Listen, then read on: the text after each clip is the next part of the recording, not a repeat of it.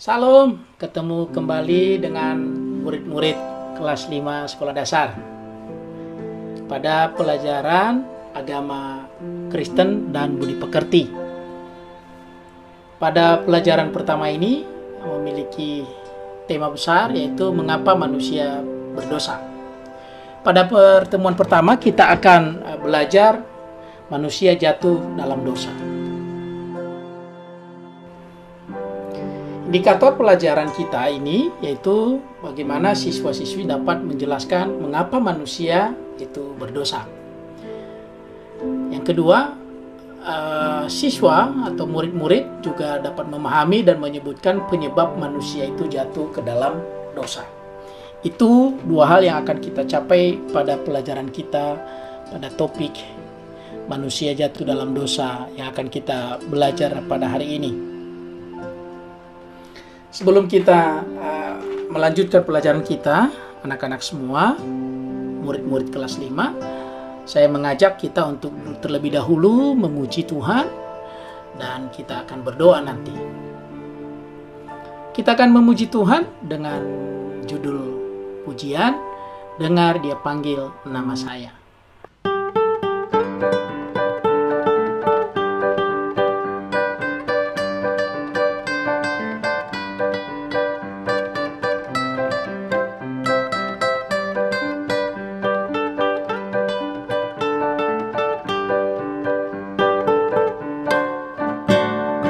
Dengar Dia panggil nama saya, dengar Dia panggil namamu, dengar Dia panggil nama saya, juga Dia panggil namamu. Oh giranglah haleluya, oh giranglah puji Tuhan Yesus amat cinta pada saya. Oh giranglah, jawab ya, ku jawab ya,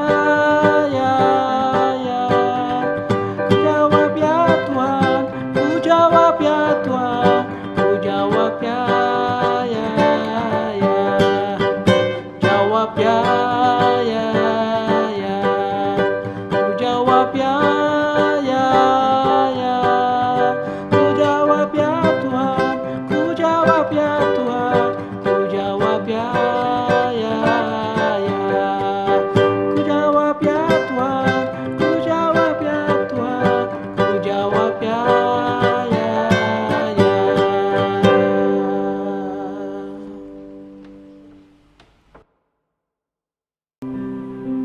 Kita berdoa, ya Tuhan yang penuh kasih karunia dan belas kasih. Pada saat ini kami mau berserah kepadamu, sertai dan berkati proses belajar mengajar kami pada hari ini. Tuhan berkatilah kami semua murid-murid kelas 5 yang ada di kelas ini dan juga berkati guru yang mengajar kami.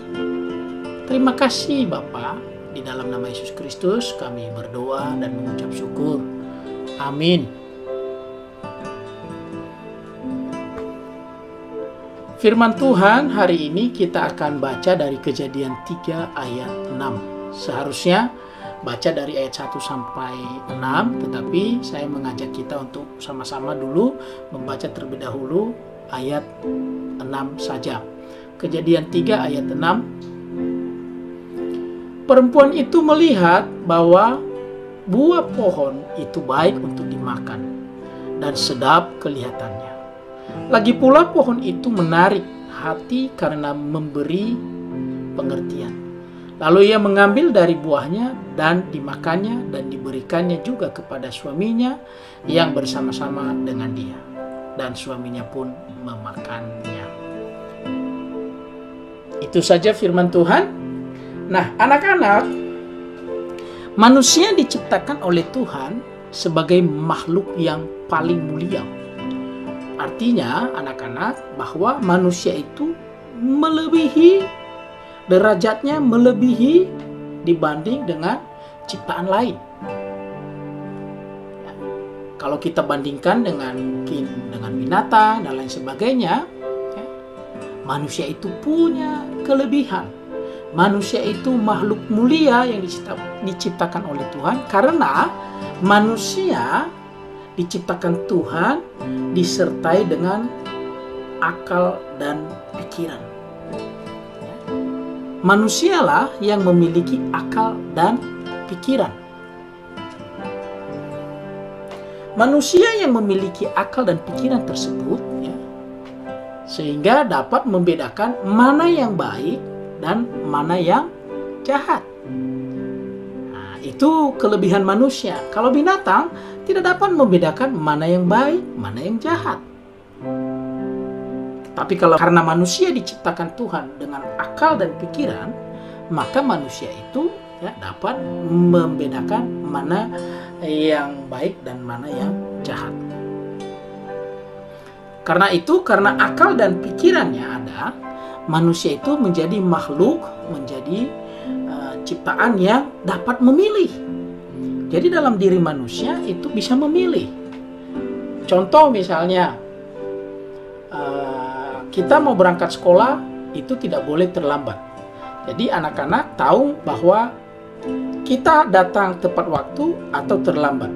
Tapi karena kita punya akal, ya kita bisa memilih untuk terlambat atau datang tepat waktu ke sekolah.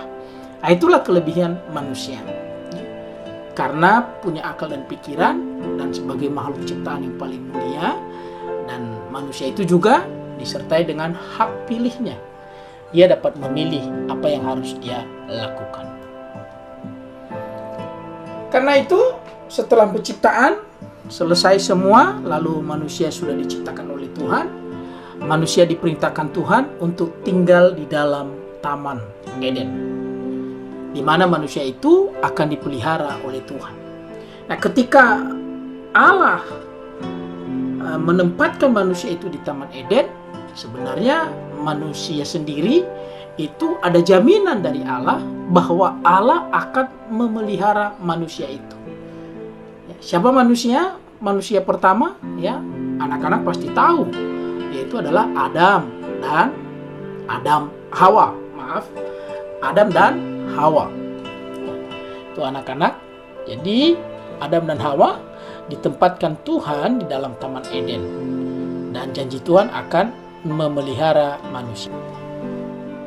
Ketika manusia itu berada di Taman Eden, Allah telah menyediakan seluruh kebutuhan manusia itu. Manusia itu tentu akan bahagia karena Allah mencukupi segala kebutuhan mereka. Itu janji Tuhan kepada manusia. Kata Tuhan kepada manusia, kepada Adam dan Hawa, semua buah dari pohon di dalam taman ini boleh mereka makan, kecuali buah dari pohon pengetahuan. Ya, pohon pengetahuan tentang yang baik dan yang jahat. Ini perintah dan sekaligus larangan Tuhan kepada manusia, yaitu Adam dan Hawa. Jika mereka memakannya, mereka akan mati. Allah sudah mengadakan perintah kepada manusia. Ada perintah dan ada larangan. Allah memerintahkan kepada manusia agar manusia tidak memakan, bahkan memegang buah pengetahuan yang ada di tengah-tengah taman itu, ya, di mana manusia itu ditempatkan. Apabila mereka melanggar perintah Tuhan ini, maka mereka akan mendapat ganjaran, yaitu maut atau mati. Itulah yang menjadi ganjaran apabila manusia itu melanggar perintah Tuhan. Nah, ketika manusia itu ditempatkan di dalam Taman Eden, ya, tentu saja iblis tidak senang melihat manusia.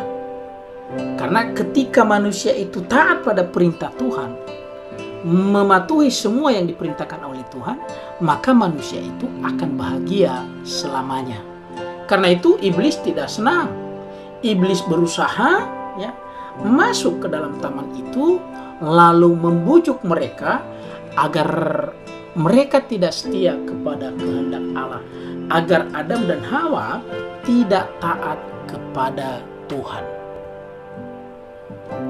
Nah, demikianlah manusia itu jatuh dalam dosa. Yaitu ketika manusia itu dicobai oleh iblis. Nah, bagaimana cara iblis mencobai manusia itu agar manusia itu tidak taat kepada Tuhan? Yang pertama, menggoda mereka, menggoda Adam dan Hawa agar mereka makan buah yang ada di tengah-tengah taman itu. Iblis berkata enak, bahkan dilihatnya pun sungguh-sungguh indah jika dipandang oleh mata, apalagi kalau dimakan. Adam dan Hawa tidak tahan terhadap godaan si iblis. Karena itu Adam dan Hawa tidak lagi taat kepada perintah Tuhan, hanya gara-gara tergoda oleh bujuk rayuan iblis. Ketika mereka tergoda, lalu Adam dan Hawa jatuh dalam dosa. Hawa lebih dahulu tergoda. Kalau kita lihat dalam Alkitab, Hawa yang tergoda duluan, dan Hawa juga yang memakan buah itu terlebih dahulu. Kemudian Hawa memberikan kepada suaminya. Ya, demikianlah kalau kita lihat kembali dalam Kejadian 3, bagaimana manusia itu jatuh di dalam dosa. Pertama, mereka melihat. Dia melihat seperti yang dikatakan iblis, seperti yang disampaikan oleh iblis kepadanya. Dia lihat, oh betul, indah, menarik, lalu menarik.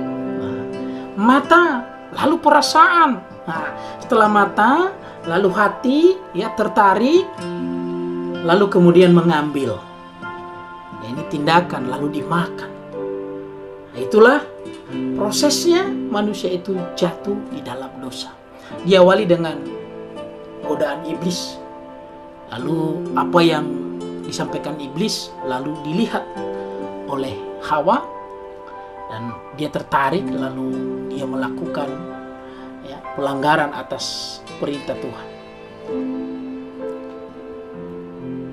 Ketidaktaatan, pelanggaran itulah kemudian yang dikatakan bahwa manusia jatuh dalam dosa karena ketidaktaatan. Ketidaktaatan itu adalah pemberontakan Adam dan Hawa terhadap perjanjian Allah. Itulah manusia disebut jatuh dalam dosa. Hubungan manusia dengan Allah terputus. Anak-anak, ketidaktaatan itu atau pemberontakan itulah kemudian yang membuat hubungan manusia itu terputus. Ada jurang pemisah antara manusia dan Allah, karena Allah telah melanggar perintah Tuhan. Adam dan Hawa kemudian apa yang terjadi setelah mereka melanggar perintah Tuhan? Adam dan Hawa diusir dari Taman Eden. Mereka tidak menikmati lagi serba kecukupan yang Tuhan janjikan. Manusia akan bekerja keras dan bersusah payah untuk memenuhi kebutuhan mereka sendiri. Nah, seperti kita sekarang. Ya, karena memang kalau kita lihat kita adalah keturunan Adam dan Hawa, maka apa yang terjadi pada zaman itu sampai kepada kita sekarang.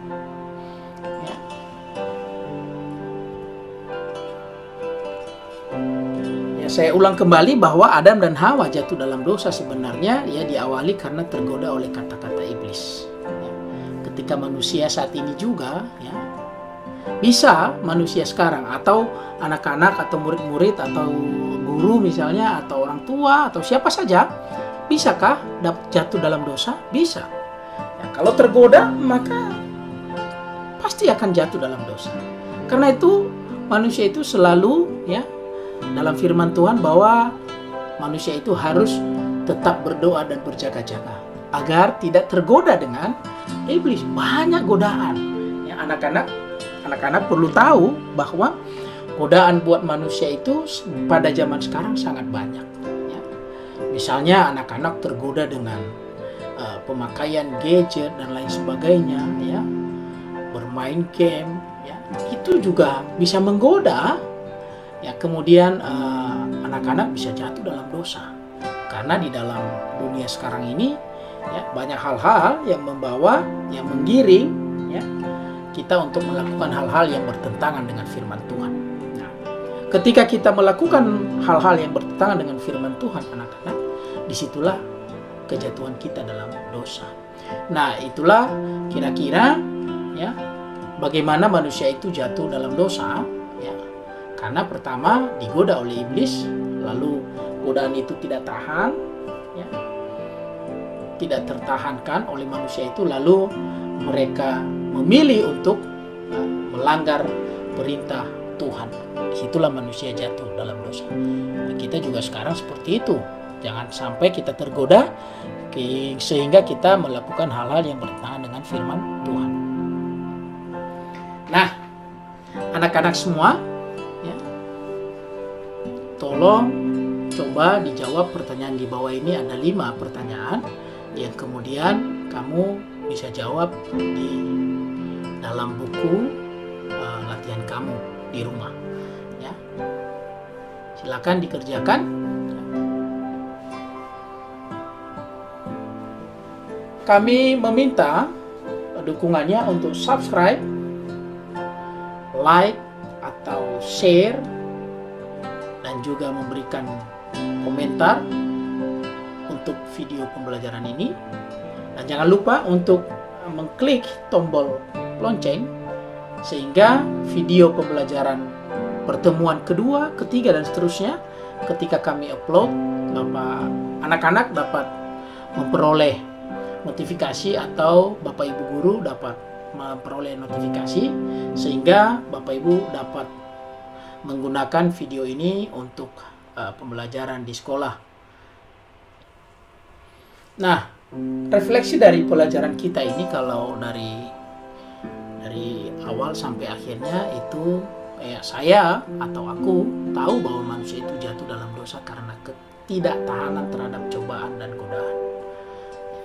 Katakan dalam dirimu bahwa kamu memahami bahwa iblis selalu mengintai manusia untuk digoda agar tidak taat kepada Tuhan.